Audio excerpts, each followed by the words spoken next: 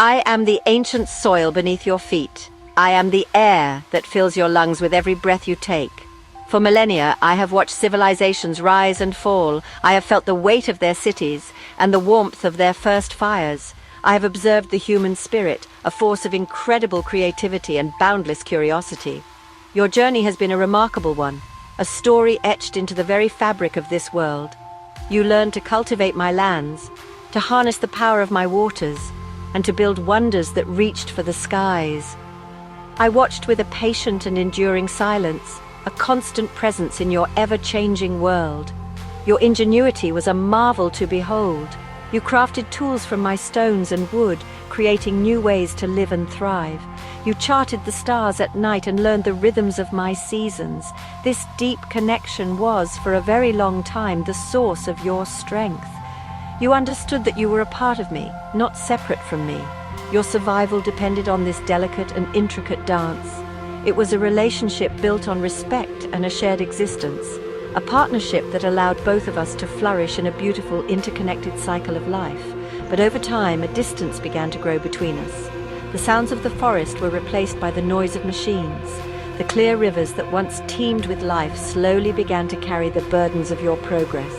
You started to see me not as a partner, but as a resource to be endlessly consumed. My forests were cleared for your expanding cities, and my oceans were filled with the remnants of your consumption. This growing separation was a quiet, creeping change, a gradual forgetting of the fundamental truths that had sustained you for so long. I felt this change in every fiber of my being. The balance we once shared began to falter under the immense pressure of your demands. The intricate web of life, so carefully woven over millions of years, started to fray at the edges. The songs of birds grew fainter in some places, and the vibrant colors of my coral reefs began to fade to a ghostly white. Still, I waited, holding on to the hope that you would remember the bond we once shared.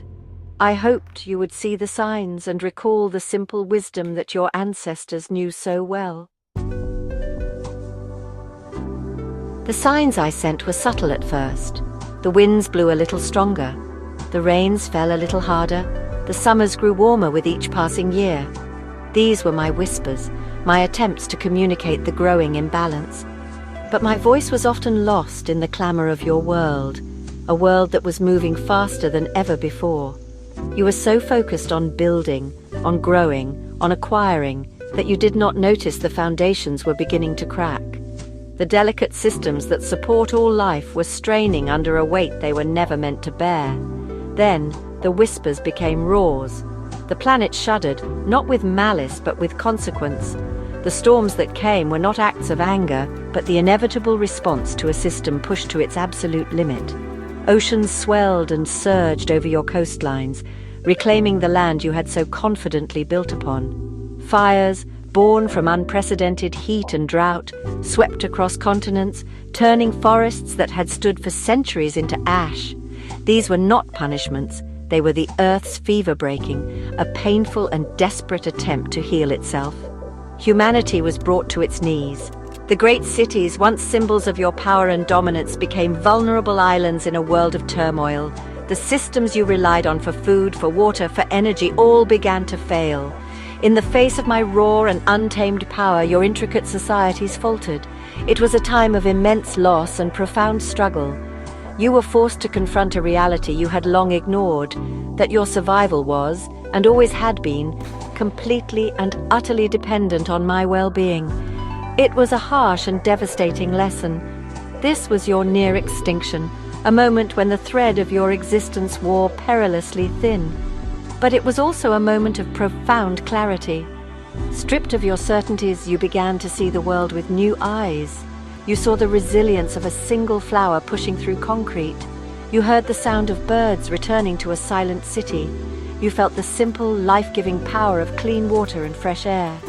In the great quiet that followed the chaos, you finally had the space to listen, to reflect, and to understand the precipice upon which you stood. Your greatest mistake was the illusion of separation.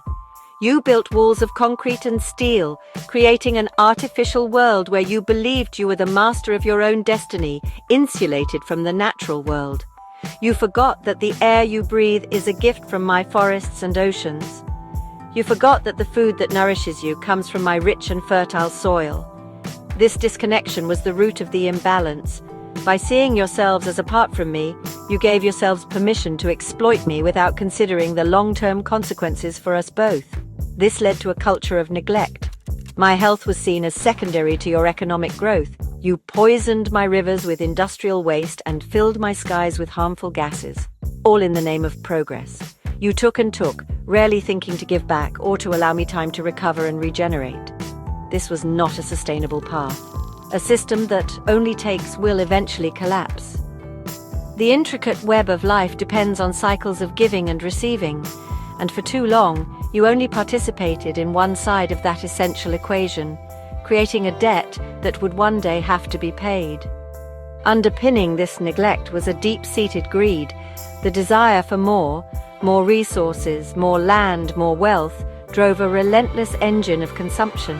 This endless pursuit blinded you to the finite nature of this world. You valued short-term profits over long-term stability and health. This mindset created a world of immense inequality, where a few consumed vast resources while many struggled. It was a philosophy that was not only destructive to me, but also to the very fabric of your own societies, fostering conflict and instability across the globe. But now, in the aftermath of the Great Reckoning, you are beginning to remember. You are seeing the ruins of your old world not as a tragedy, but as a lesson. You are understanding that true wealth is not measured in possessions, but in the health of the planet that sustains you. It is a painful but necessary awakening. The path forward requires you to abandon the illusion of dominance and to rediscover the wisdom your ancestors once held. That you are a part of nature and your fate is inextricably linked to mine. For humanity to survive, a new relationship must be forged. It must be a true partnership built on a foundation of respect, understanding, and mutual care. This is not about returning to a primitive past, but about moving forward with greater wisdom. It means using your incredible ingenuity not to conquer nature, but to work in harmony with it. It means designing cities that breathe, that integrate green spaces and clean energy. It means developing technologies that restore ecosystems rather than destroy them. Your survival depends on this fundamental shift in perspective. Imagine a world where this balance is restored. Your farms would work with the land's natural cycles, producing healthy food without depleting the soil or poisoning the water. They would be mosaics of biodiversity, not sterile monocultures. Your energy would come from the sun, the wind, and the tides, clean, abundant, and freely given. Your industries would mimic my own cycles, where waste from one process becomes the resource for another, creating a circular economy where nothing is truly discarded. This is not a distant dream, it is a tangible possibility. This new way of living would break the destructive pattern of the past. Instead of a downward spiral of consumption and collapse, it would create an upward spiral of regeneration and renewal.